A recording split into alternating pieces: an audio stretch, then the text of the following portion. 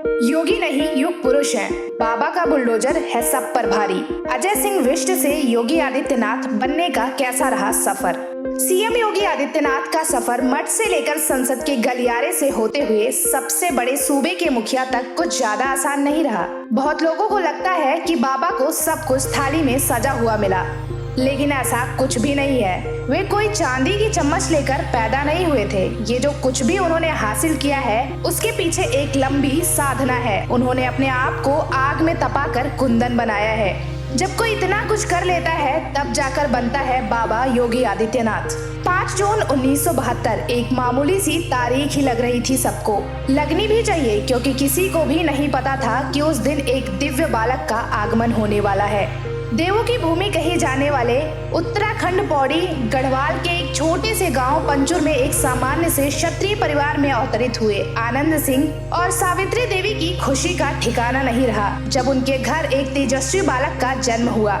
उस बालक को आगे चलकर दुनिया ने योगी आदित्यनाथ के नाम से जाना। साल 1993-94 अजय सिंह विष्ट के जीवन के सबसे महत्वपूर्ण सालों में से एक रहा, जब उनका जीवन पूरी तरह से बदल गया। उस साल राम मंदिर आंदोलन अपने चरम पर था और अजय सिंह विष्ट मर्यादा पुरुषोत्तम भगवान श्री राम की महिमा से इतने प्रभावित हुए कि उनका जीवन पूरी तरह से राममयी हो गया। रामलला के मंदिर निर्माण के लिए तन मन धन से अपने आप को समर्पित ही कर दिया था। 1994 का साल उनके जीवन का मील का पत्थर साबित हुआ, जब वह अपने चाचा महंत अवैधनाथ की शरण में रहकर पूर्ण रूप से सन्यासी हो गए और उनको लोगों ने योगी आदित्यनाथ के रूप में जाना। सन 1914 में चाचा वैद्यनाथ के ब्रह्मलीन हो जाने के बाद गोरखनाथ मंदिर की जिम्मेदारी पूर्ण रूप से उनके ऊपर आ गई। बाबा योगी आदित्यनाथ का राजनीतिक जीवन का प्रारंभ धमाकेदार अंदाज में साल 1998 में हुआ।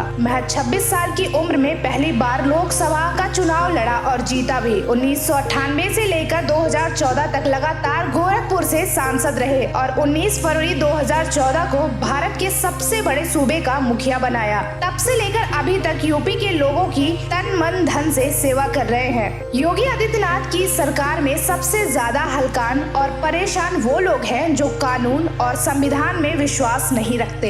मुख्तार अंसारी से लेकर अतीक अहमद और आजम खान तक सबकी तूती सपा सरकार में बोलती थी।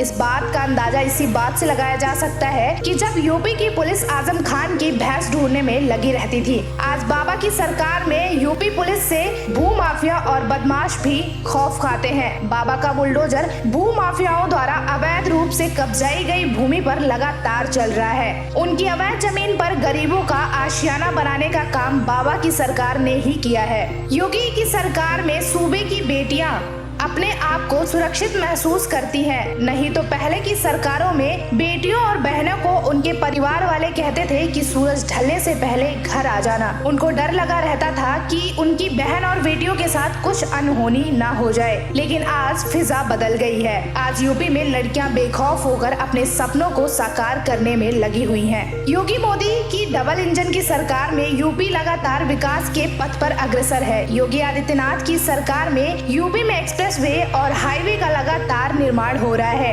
एयरपोर्ट से लेकर मेडिकल कॉलेजों को बनाया जा रहा है। गरीबों को उनके आशियानों से लेकर राशन तक का इंतजाम किया जा रहा है। समाजवादी पार्टी के प्रमुख और पूर्व मुख्यमंत्री अखिलेश यादव हर मंच से बाबा की शिक्षा पर तंज कसते हैं कि उन्हें कंप्यूटर चलाना तो आता नहीं है और बच्चों को लैपटॉप बांटने की बात करते हैं। लेकिन हर बात पर व्यक्तिगत विरोध करने वाले नेताओं को समझना चाहिए कि बाबा मात्र आध्यात्मिक गुरु ही नहीं, बल्कि हेमवती नंदन बहुगुणा गढ़वाल विश्वविद्यालय से गणित स्नातक BSc हैं। हंसी अब सजने लगी है, डमरू अब बजने लगा है।